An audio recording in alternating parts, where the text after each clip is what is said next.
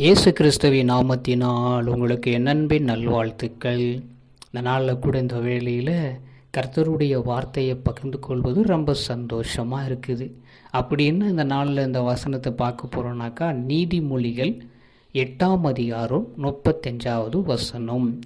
என்னை கண்டடைகிறவன் ஜீவனை கண்டடைகிறான், கர்த்தரிடத்தில் தயவும் பெறுவான். அல்லேலூயா, அல்லேலூயா.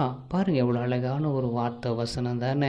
என்னை கண்டடைகிறவன் ஜீவனை கண்டடைகிறான். ஏன் அப்படி கண்டடைஞ்சா, கர்த்தரை இயேசு கிறிஸ்துவை கண்டடைஞ்சா என்ன அப்படி நடக்குன்னு சொல்லி பார்க்கும் பொழுது, அவர் ஜீவனை கொடுக்கிற தேவன். ஏன்னா வசனம் நிறைய இருக்குது. நானே வழியும் சத்தியும் ஜீவனமாக இருக்கிறேன்னு சொல்லி அழகான ஒரு வார்த்தை சொல்லப்படுது. ஏன்னா அவர் ஜீவனுள்ள தகப்பன். அவர் நமக்கு ஜீவனை கொடுக்கிறவர், நித்திய ஜீவனை கொடுக்கிறவன். இந்த பூமியில் வாழ்கிற ஜீவனை மாத்திரமல்ல, நித்திய காலமெல்லாம் நித்தியத்தில் வாழ வைக்கிற தெய்வம் நம்முடைய தேவன். என்னை கண்டடைகிறவன். அப்போ அவரை காணணும். நம்ம கண்டுகொள்ளணுனாக்கா அப்படியே பாவத்தோடு, அப்படியே நம்ம பாவத்தின் கண்களோடு அவரை பார்க்க முடியாது. அவரை கண்டடையணும்னா நம்ம என்ன பண்ணணும்? அவரை தேடணும்.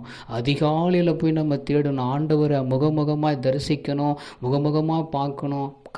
அவர் தன்னுடைய முகத்தை வெளிப்படுத்துவார். அதுக்கு நாம் ஆயத்தமாக இருப்பது மாத்திரமில்லை, அதிகாலை நேரத்தில் அவரை தேடணும் சொல்லி நிறைய இடத்துல தேடிக்கொண்டிருக்கணும். அவரை கண்டறியத்தக்கதாக நம்ம என்ன பண்ணணும்? அவரிடத்துல தயவு பெறுவணும் நம்ம. அப்போ நம்ம அவரை கண்டறியணுனாக்கா ஜீவனையும் நம்ம கண்டுகொள்ள நம்ம கர்த்தர் கொடுக்குற கிருபைக்காக நம்ம காத்திருந்து அவரை காணணும். ஒரே நாளில் கிடைச்சிடும், ஒரே நாளில் அவர் நமக்கு தென்பட மாட்டார். நம்ம ஜெபிக்க வேதத்தை வாசிக்க அவருடைய வார்த்தை வசனங்களை நம்ம அறிந்து கொள்வதனால அவரை கண்டுகொள்ள நம்மளால் முடியும். வார்த்தை வசனத்தின் மூலமாய் நம்மை கண்டுகொள்ள கர்த்தர் நமக்கு எவ்வளவோ வசனங்களை கொடுத்திருக்கிறார். அப்படியா நம்ம ஜெபம் பண்ணுவோமா?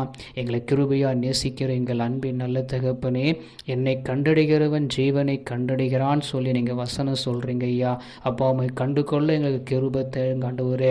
அப்போ கண்டறியத்தக்கதாக நம்ம எங்களை தேடிக்கொண்டிருக்கிறோம். எங்கள் கர்த்தர் இந்த நாளில் இந்த வேளையில் அப்போ நீங்கள் அற்புதம் செய்த அதிசயங்களை காண பண்ணுங்க.